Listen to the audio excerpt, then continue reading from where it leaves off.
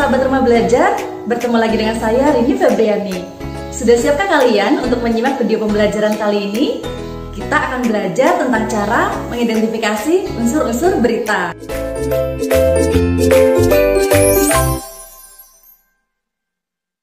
Berbicara tentang berita, kalian pasti pernah membacanya di koran ataupun di internet.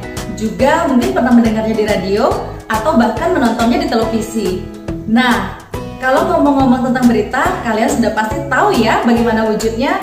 Tapi, tahukah kalian apa pengertian dari teks berita? Bagaimana cara mengidentifikasi unsur-unsurnya? Lalu, kira-kira apa ya manfaatnya untuk belajar berita ini di kehidupan nyata? Yuk kita simak videonya berikut ini.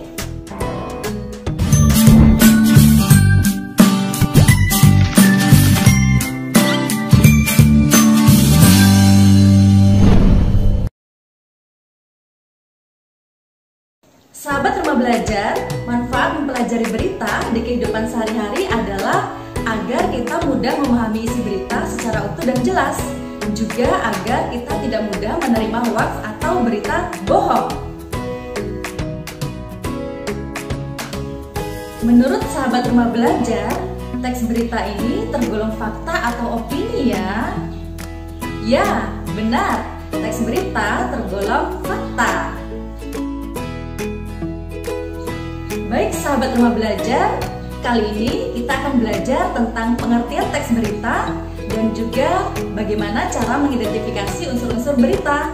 Yuk kita bahas satu persatu. Yang pertama harus kalian pahami adalah pengertian teks berita.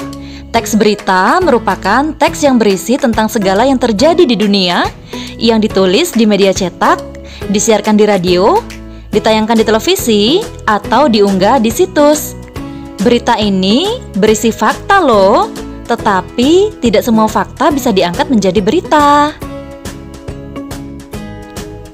Isi berita mengandung unsur-unsur penting.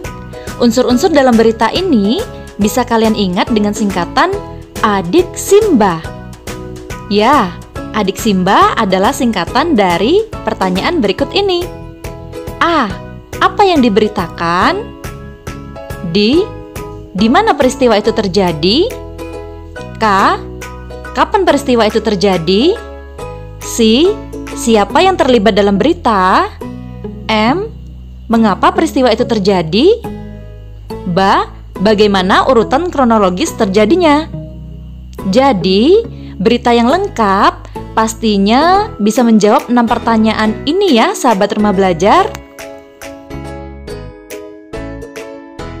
Nah, sahabat rumah belajar, kali ini kita akan belajar cara mengidentifikasi unsur-unsur berita dari berita berikut ini.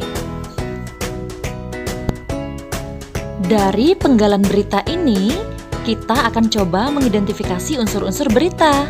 Ingat, berita yang lengkap dan baik dan yang tentunya bukan hoaks adalah berita yang memenuhi 6 unsur pertanyaan penting tadi ya. Baik, sahabat rumah belajar, kita baca dulu ya satu paragraf beritanya. Sekitar 250 siswa dari 18 SMP di Kota Bandung bergabung dalam lokakarya penanaman nilai-nilai anti korupsi di SMP Al-Farisi Bandung, Jumat 9 Desember 2016 siang. Puncaknya pada 22 sampai 23 Desember mendatang, para siswa akan pergi ke Jakarta untuk mementaskan teater musikal raksasa.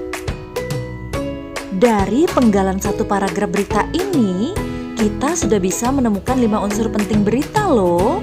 Antara lain, apa yang diberitakan, yaitu lokakarya anti korupsi. Siapa yang terlibat? 250 siswa dari 18 SMP di Kota Bandung. Di mana peristiwa itu terjadi? Tepatnya di SMP Al-Farisi Kota Bandung. Kapan peristiwa itu terjadi? 9 Desember 2016 siang. Bagaimana kronologis ceritanya? Selain penanaman nilai-nilai anti korupsi, siswa juga wajib datang pada puncak acara, yaitu tanggal 22 sampai 23 Desember mendatang. Para siswa akan pergi ke Jakarta untuk mementaskan teater musikal raksasa. Nah, sahabat rumah belajar, ternyata masih ada satu lagi loh unsur berita yang belum terjawab, yaitu mengapa. Yuk kita baca 2 paragraf berita lagi. Lokakarya yang diprakarsai KPK dan komunitas Jendela Ide Bandung ini dikemas secara menyenangkan. Harapannya, tumbuh kesadaran akan pentingnya nilai-nilai anti korupsi dalam diri anak-anak yang dipraktikkan sejak dari lingkungan paling kecil, yakni keluarga. Pegiat anti korupsi dari Indonesia Corruption Watch atau ICW, Sally Martini menyatakan, kecenderungan sekarang praktik korupsi banyak dilakukan oleh keluarga. Contoh praktik yang menyedihkan ini ditemukan dalam penangkapan mantan wali kota Cimahi berikut istrinya. Bagaimana sahabat rumah belajar? Sudah ketemu dengan jawaban dari pertanyaan tadi? Ya, benar. Mengapa ya lokakarya ini diadakan? Karena kecenderungan saat ini praktik korupsi banyak dilakukan oleh keluarga.